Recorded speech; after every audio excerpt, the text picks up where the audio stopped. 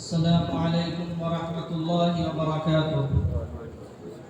بسم الله الرحمن الرحيم. الحمد لله رب العالمين، والصلاة والسلام على سيد الأنبياء والمرسلين وعلى آله وأصحابه أجمعين، أما بعد. قال الله سبحانه وتعالى في كلامه المجيد والفرقان الحميد: أعوذ بالله من الشيطان الرجيم، بسم الله الرحمن الرحيم. إنا نحن نزلنا الذكر وإنا له لحافظون. وقال تعالى في موضع آخر: لو أنزلنا هذا القرآن على جبل لرأيته خاشعا متصدعا من خشية الله. صدق اللہ العظیم.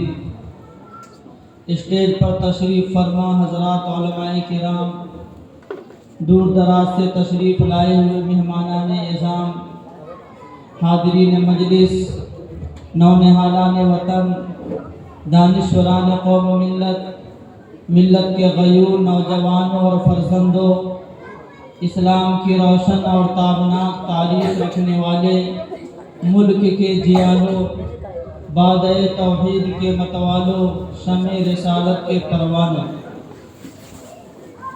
آج کی یہ مجلس قرآن کریم کی نسبت پر منعقد کی گئی ہے کہ مدرسہ دارالعلوم البا کالونی کی چہار دیواری میں رہ کر اور اپنے اساتذہ کی زیر نگرانی اس ادارے کی چھٹائیوں پر بیٹھ کر چند بچوں نے اپنے سینے میں قرآن کریم کو محفوظ کیا، تو ان کی حوصلہ افزائی کے واسطے ادارہ کے منتظمین نے، ذمہ داران نے آج کی یہ مجلس منعقد کی اور یہ بزم سجائی ہے. گویا کہ آج کی یہ مجلس قرآن کریم کی نسبت پر منعقد کی گئی ہے، اور قرآن کریم کی نسبت اتنی اہم نسبت ہے کہ جس کے ساتھ قرآن کریم کی نسبت لگ گئی، اللہ تعالیٰ نے قرآنی نسبت کی بنیاد پر اس کے مقام کو بلند و بالا کر دیا، اور قرآنی نسبت کی بنیاد پر اللہ تعالیٰ نے اس کے مقام کو افضل و اعلیٰ بنا دیا. معمولی سی مثال ہے کہ انسان مارکیٹ میں جاتا ہے، دکانوں میں جاتا ہے، دکانوں میں ہر طرح کے کپڑے بکتے ہیں.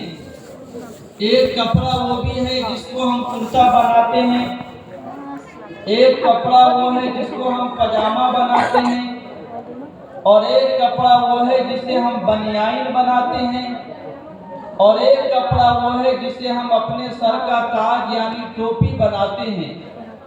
کپڑا سب ہے، لیکن کپڑوں کے نسبت کے بدل جانے کی بنیاد پر مقام اس کا بڑھ جاتا ہے کہ جو اہمیت آپ کرتے کو دے رہے ہیں وہ اہمیت آپ پاجامے کو نہیں دیتے، اور جو اہمیت آپ پاجامے کو دیتے ہیں اس سے کہیں زیادہ اہمیت آپ ٹوپی کو دیتے ہیں. اسی طریقے سے کپڑے کا ایک حصہ وہ ہے جسے قرآن کریم کا جزو دان بنا دیا گیا. تو کپڑا تو ایک ہی ہے، لیکن اس کپڑے کو قرآن کریم سے نسبت کے جڑ جانے کی بنیاد پر اس کا مقام و مرتبہ بلند ہو گیا. اسی طریقے سے بے شمار مثالیں ہیں. لہذا آج کی اس مجلس کی نسبت قرآن کریم سے جڑ گئی تو قرآن کریم سے جڑنے کی بنیاد پر اس مجلس کا مقام و مرتبہ بھی بڑھ جاتا ہے. اور جب اس مجلس کا مقام و مرتبہ بڑھا تو ہماری ذمہ داری بھی بنتی ہے کہ ہم اس مجلس کے آداب کی رعایت کرتے ہوئے اس مجلس میں بیٹھیں. اور مجلس کے آداب کی رعایت یہ ہے، اور مجلس کے آداب کا تقاضا یہ ہے کہ جو باتیں آپ کے سامنے رکھی جائیں، جو باتیں آپ کے سامنے کہی جائیں، ان باتوں کو آپ توجہ اور دھیان کے ساتھ سنیں اور عمل کرنے کی نیت اور جذبے سے سنیں اور دوسروں تک پہنچانے کی نیت سے سنیں. تو اللہ تعالیٰ سے دعا فرمائے کہ اللہ تعالیٰ ہم سب کے دلوں میں قرآن کریم کی محبت و عظمت کو پیدا فرمائے اور ہماری زندگی قرآن کریم کے مطابق بنا دے۔ قرآن کریم اللہ رب العالمین کا ایک ایسا کلام ہے جسے نبی پاک صلی اللہ علیہ وسلم کے قلب اطہر پر حضرت جبرائیل علیہ السلام کے واسطے سے نازل کیا گیا۔ یہ قرآن کریم ایک معجزاتی کتاب ہے۔ یہ قرآن کریم کا معجزہ ہے کہ بہت سارے احباب ایسے ہیں جو عمر کی ایسی دہلیز پر پہنچ چکے ہیں کہ اب جو ہے اس دنیا کے اندر ان کی زندگی اور ان کی عمر بہت ہی کم رہ گئی، لیکن انہیں قرآن پڑھنا نہیں آتا۔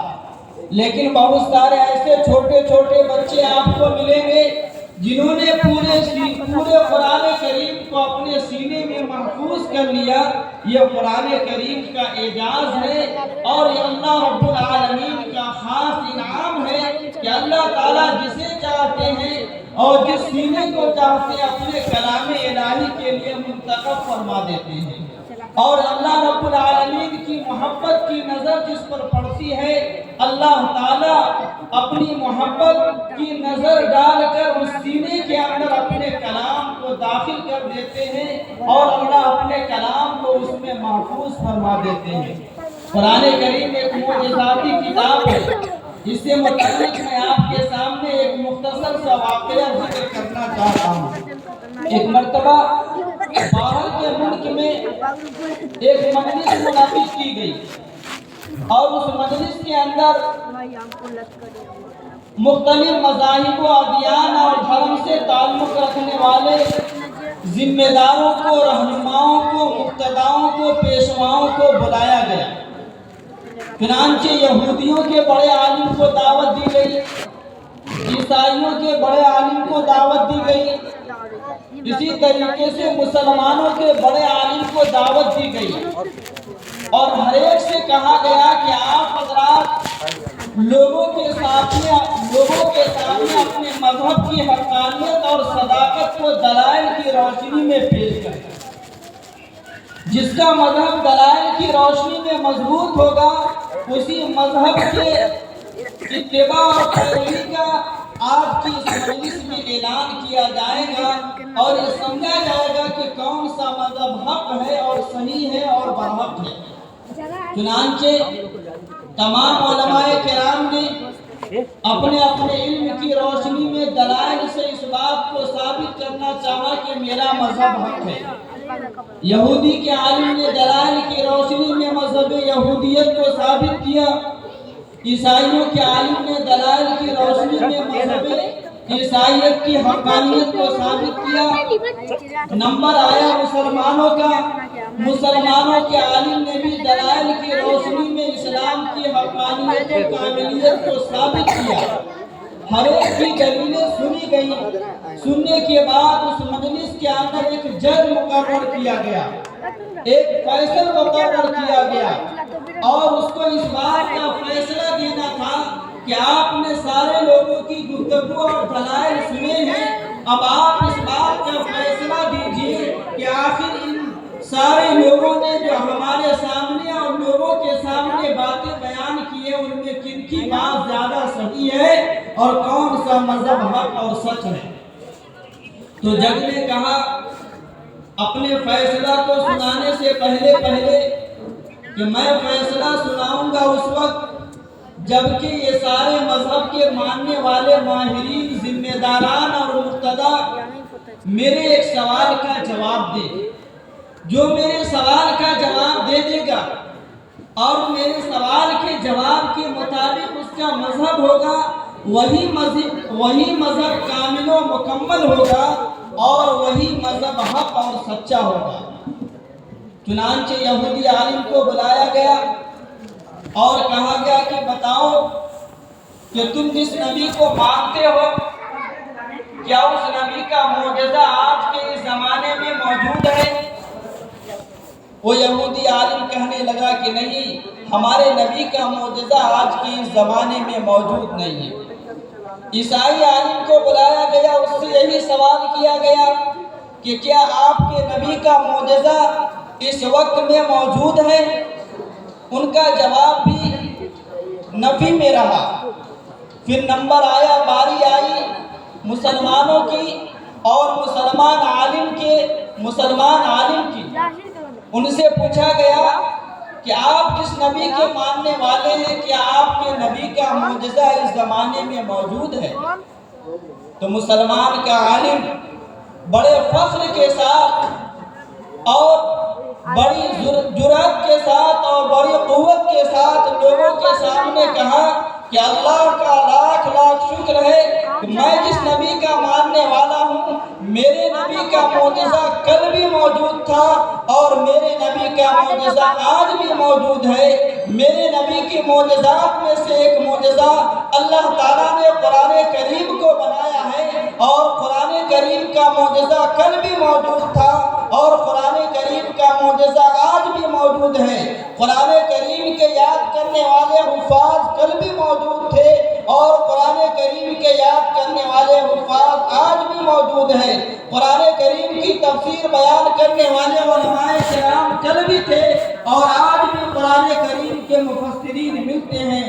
قرآن کریم کی خدمت کرنے والے اور اس کے نوک و پلک کو درست کرنے والے کل بھی موجود تھے اور آج بھی الحمدللہ موجود ہے۔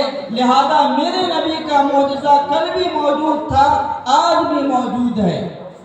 جب یہ سن کر کہا لوگوں کے سامنے کہ یقیناً مسلمانوں نے جس مذہب کا پرچار آپ لوگوں کے سامنے کیا ہے اور جس مذہب اسلام کو بیان کیا ہے، یہی مذہب اسلام حق اور سچ مذہب ہے اور یہی مذہب اسلام کامل و مکمل مذہب ہے، اور اسی مذہب کی رعایت اور اسی مذہب کے اعتبار سے اپنی زندگی کو گزارنی چاہیے۔ کہ میرے بھائیو، بزرگوں اور دوستو، اللہ رب العالمین نے ہم سب کو کلام الہی عطا فرمایا، اس لیے عطا نہیں فرمایا کہ اس کلام الہی کو ہم اپنے طاقوں کی زینت بنا لیں۔ اللہ تعالیٰ نے قرآن کریم اس لیے نہیں دیا کہ ہم قرآن کریم کو صرف اس لیے اپنے گھروں کے اندر رکھیں کہ جب ضرورت پڑے گی تو ضرورت پڑنے پر ہم اسے اٹھا کر کے قسم کھائیں گے۔ قرآن کریم قسم کھانے والی کتاب نہیں، قرآن کریم جھاڑ پھونک کرنے والی کتاب نہیں، قرآن کریم تو کتاب ہدایت ہے، روزانہ پڑھی جانے والی کتاب ہے۔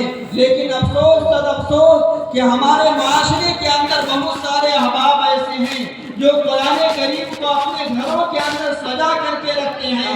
اور ابھی رمضان المبارک کا مہینہ آنے والا ہے، جب رمضان کا مبارک مہینہ آئے گا تو رمضانی مسلمان میڈک کے طریقے سے نکلیں گے اور قرآن کریم کو جا کر کے پڑھیں گے اور اس کی تلاوت کریں گے۔ اور رمضان میں بھی ہماری جو تلاوت ہوتی ہے وہ تلاوت بھی عجیب ہوتی ہے۔ لوگوں کی کوشش یہ ہوتی ہے کہ ہم 4 ختم کر لیں، 5 ختم کر لیں، 6 ختم کر لیں، اور لوگ یہ پوچھتے ہیں کہ بھائی آپ نے رمضان میں کتنا ختم قرآن کیا؟ تو 3 ختم کیا۔ آپ نے کتنا ختم کیا؟ تو 4 ختم کیا، اور پتہ نہیں کس طریقے سے پڑھتے چلے جاتے ہیں۔ وہی 4 ختم کرنے والے، 5 ختم کرنے والے کسی حافظ صاحب کے پاس جائیں اور جانے کے بعد ان کے سامنے ایک رکوع سنائیں تو پتہ نہیں ایک رکوع کے اندر ہزارہ غلطیاں نکلیں گی اور قرآن کریم کے آداب کی رعایت کے خلاف ان کی تلاوت ہو رہی ہوگی۔ اس لیے میرے بھائیو، بزرگوں اور دوستو، آپ کثرت سے قرآن کریم کی تلاوت کیجئے، لیکن کثرت سے قرآن کریم کی تلاوت اس ارادے کے ساتھ اور اس نیت کے ساتھ کیجئے کہ قرآن کریم کو ہم صحیح طریقے سے پڑھیں گے۔ ایک رکوع پڑھیے، ایک صفحہ پڑھیے، ایک آیت پڑھیے، لیکن قرآن کریم کے آداب کی رعایت کرتے ہوئے پڑھیے اور قرآن کریم کی عظمت و جلالت کو اپنے دل میں بیٹھا کر کے پڑھیے، اور اس طریقے سے قرآن کریم کی تلاوت کرنے کا حق ہے، اسی طریقے سے قرآن کریم کی تلاوت کی جائے۔ رمضان کی بات آ گئی تو میں آپ کے سامنے یہ بات بھی عرض کرتا چلوں کہ ابھی رمضان کے مہینے میں تراویح کا ایک سلسلہ چلتا ہے۔ کیا بھائی کہ 6 دن میں قرآن کریم ہم نے پڑھ لیا، 7 دن میں قرآن کریم پڑھ لیا، 10 دن میں قرآن کریم پڑھ لیا؟ اچھا تو میں تو 27 دن والی تراویح پڑھ رہا ہوں۔ اچھا 27 दिन वाली आप तरावी पढ़ रहे हैं, कितना पढ़ते हैं इमाम साहब? एक पारा पढ़ते हैं। कितना वक्त लगता है? 1 घंटा सवा घंटा लगता है। अच्छा, तो मैं तो जहाँ तरावी पढ़ता हूँ, इमाम साहब एक दिन में 5 पारे पढ़ते हैं और 7 पारे पढ़ते हैं और 2 घंटे में कुरान भी मुकम्मल हो जाता है और तरावी की 20 रकात भी मुकम्मल हो जाती है। ये रमज़ानुल मुबारक जैसे मुक़द्दस और मुतबर्रक महीने में कुरान करीम के साथ हमारा हाल है।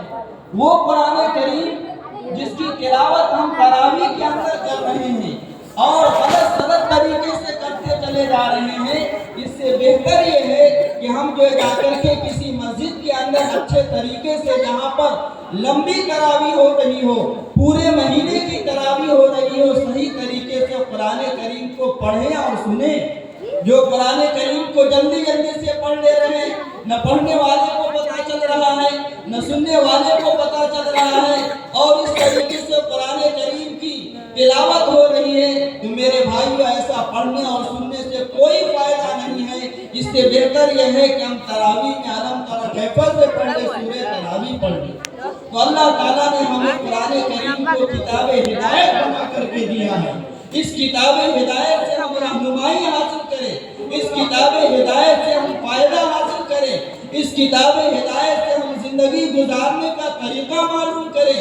इस किताब हिदायत के अंदर अल्लाह ताला ने क्या अहकामात दिए हैं, उन अहकामात की रोशनी में अपनी जिंदगी को गुजारें।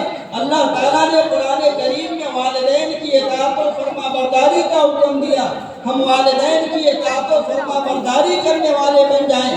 अल्लाह ने कुरान करीम में नमाज के अदा करने का, कायम करने का हुक्म दिया, हम नमाज की पाबंदी करने वाले बन जाएं। अल्लाह ने कुरान करीम में मस्जिद के आबाद करने का हुक्म दिया, हम मस्जिद की आबादी की फिक्र करने वाले बन जाएं। अल्लाह ने कुरान करीम में अपनी नजरों की हिफाजत करने का हुक्म दिया, हम अपनी नजरों की हिफाजत करने वाले बन जाएं। अल्लाह ने कुरान करीम में अंबियाए किराम अलैहिस्सलातो व तस्लीमात को जब फिरौन के दरबार में भेजा तो नरमी के साथ गुफ्तगू करने का हुक्म दिया। हमारी जिम्मेदारी बनती है कि हम अपनी ज़बान को नर्म बना लें, लोगों के सामने खंदा पेशानी से गुफ्तगू करें, अच्छे अखलाक का मुजाहिरा करें। कुरान करीम तो इसलिए आया कि हमारी ज़िंदगी बन जाए, कुरान करीम तो इसलिए आया कि हमारी ज़िंदगी संवर जाए, कुरान करीम तो इसलिए आया कि कुरानी मुतालबात पर जब हम अपनी ज़िंदगी को बनाएंगे, गुजारेंगे, तो अल्लाह रब्बुल आलमीन यकीनन हमें दुनिया के अंदर भी कामयाब फरमाएंगे और आखिरत के अंदर भी कामयाब फरमाएंगे। अल्लाह ताला से दुआ फरमाएं कि अल्लाह ताला हम सब की पूरी ज़िंदगी को मज़हब इस्लाम के मुताबिक, कुरान के मुताबिक, नबी के फरमान के मुताबिक, सुन्नत और शरीयत के मुताबिक गुजारने की तौफीक मरहमत फरमाए और माशरे, समाज और सोसाइटी में जो बीमारियां और बेहयाइयाँ फैली हुई हैं, उन तमाम बीमारियों और बेहयाइयों को ख़त्म करवाकर एक साले मुआशरा की तामीर फरमाए। आमीन सुम्मा आमीन। वमा तौफीक़ी इल्ला बिल्लाहिल अलीय्यिल अज़ीम।